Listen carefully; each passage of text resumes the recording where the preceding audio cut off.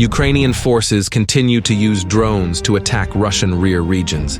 In the Moscow region, air defense units successfully intercepted a drone over the Elektrostal urban district. The Russian border areas, including Kursk region, are also under attack. One of the AFU drones was earthed by EW means in the Rilsky district. And in the neighboring Belgorod region, the Shebekinsky urban district came under mortar fire. The enemy struck the villages of Terezovka and Novaya Tavolzhanka without casualties or damage. Russian forces, in turn, launched targeted strikes against military facilities on Ukrainian territory.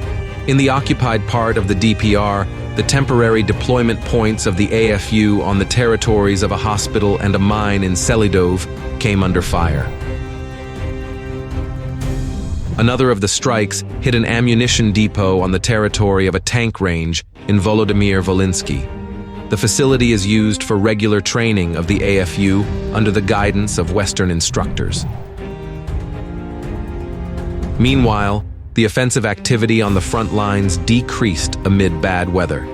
At the same time, near Kreminna, Russian troops managed to slightly expand their zone of control in the Serebryansk forestry area. In the Soledar direction, units of the Russian armed forces continue to engage in fierce fighting south of Bakhmut. At the same time, there is constant artillery fire on enemy positions near Klishchivka and Andriivka. In the Donetsk direction, the AFU launched a series of counterattacks near Avdiivka. Each of them was promptly opened and stopped by concentrated artillery and aviation fire. Russian forces are not relenting their onslaught on the southern flank of the Avdiivka fortification.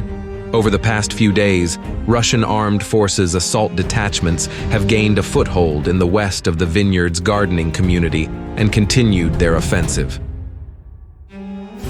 On the Orikhiv sector, the AFU launched a series of attacks by small groups on the Robotyne-Verbov line. Russian troops repelled each of the attacks, forcing the enemy to retreat to their original positions with losses. At the same time, in the Kherson direction, Ukrainian Marines continue to hold the central part of Krinky.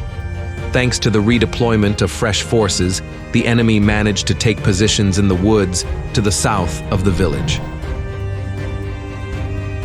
Despite regular shelling, the Russian forces haven't yet managed to interrupt the supply of the AFU through Frolov Island. This allows Ukrainian forces to regularly rotate and replenish supplies.